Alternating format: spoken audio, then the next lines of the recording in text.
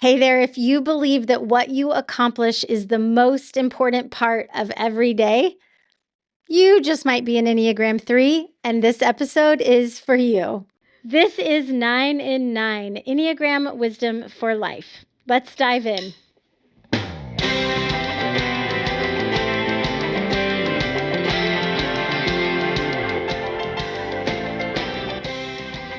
Well, welcome to The One Question That Changes Everything. And this series is based on the work that I have done with clients and in my classes, helping people understand their Enneagram and then how to actually utilize that knowledge to become better at being human, to become all that they were created to be.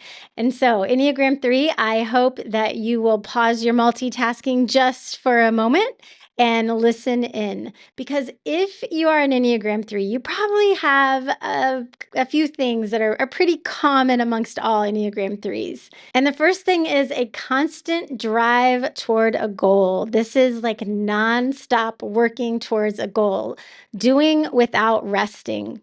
Does that sound familiar? This means that the Enneagram 3 is every day making a list of what needs to be accomplished, and they are working kind of nonstop throughout the day. Now, is it always productive work? Maybe, maybe not, but it always feels like work. There is an aversion to resting or to just being. So an Enneagram 3 is going to want to work through lunch.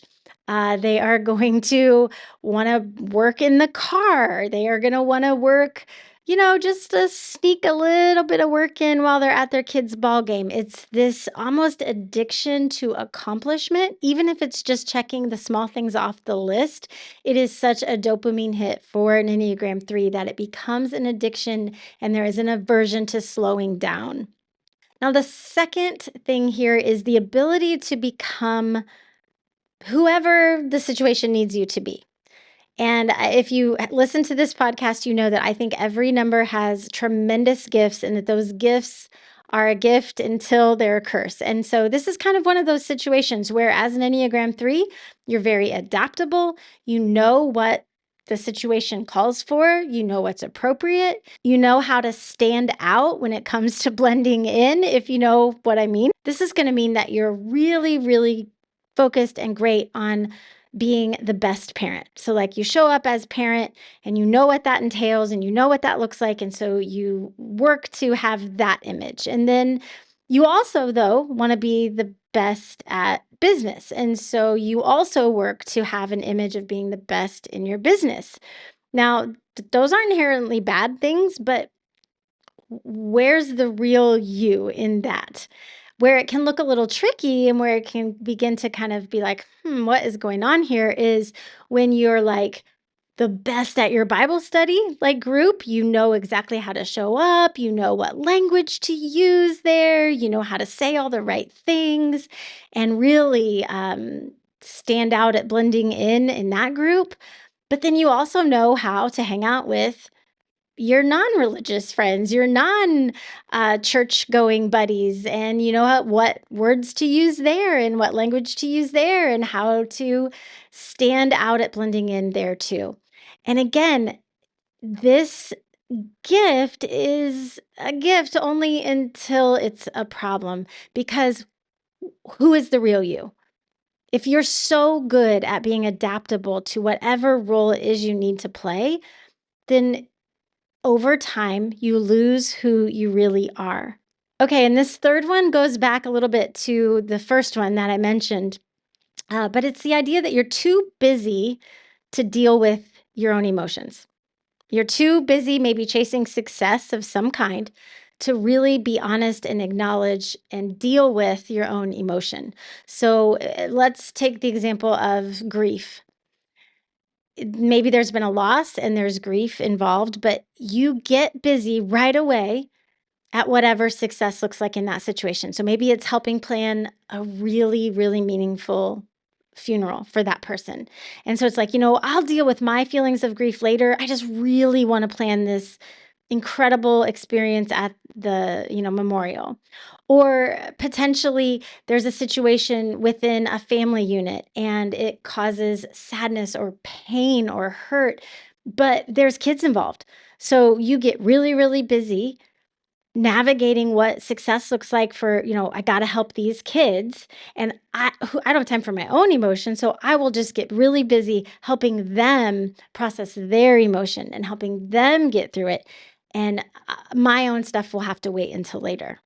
So I'm going to be honest and tell you that because I am an Enneagram 3, I use a lot of reflective questions to help myself. And so it was hard for me to just choose one for this episode. But I think that where to start as an Enneagram 3 is with this question: why is this goal that I'm working on right now important to me? And you almost will have to set an alarm in your phone or a random timer that will stop you mid whatever it is you're working on. And you're going to have to go, why is this important to me? And that question, why is this important to me, will be very, very effective if you will sit with it long enough.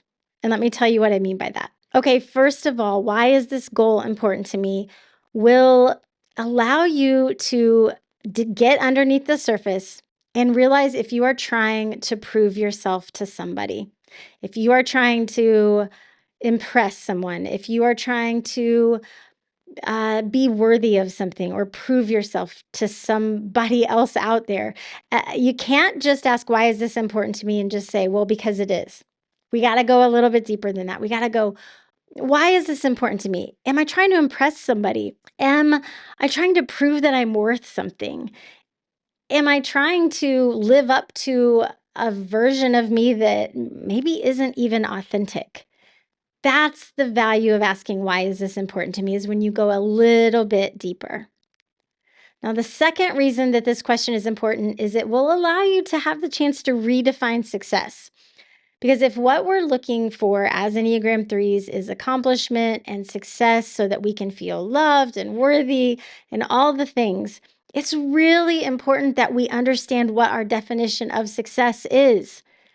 Because if we have a false definition of success, if we have a definition of success that doesn't resonate with our values, then we're in trouble. We are in trouble. And so we have got to align our definition of success with our values. And I believe that utilizing this question, starting with whatever I'm working on so hard, staying up late, missing something, not being present, whatever it is, it's so important that I'm working on or stressed about, why is it so important? It will actually lead me to help me redefine success. And then the third thing it does is it helps to create space to just be. Why is this so important to me? I guess it really isn't. Or maybe it doesn't need to be. And it will just allow you to slow down. It's just a speed bump on that nonstop drive. And the more that an Enneagram 3 can be and can be in touch with what they're actually feeling, what's actually going on, the healthier and more whole you will become.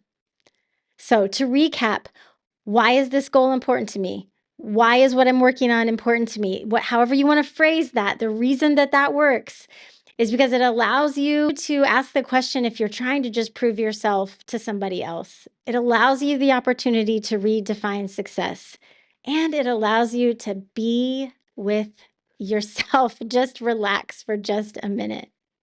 Okay, if you found this interesting and you want more, I want to invite you to go to livingwellbyjen.com/Enneagram, and I'd love to see you in our next round of Enneagram classes.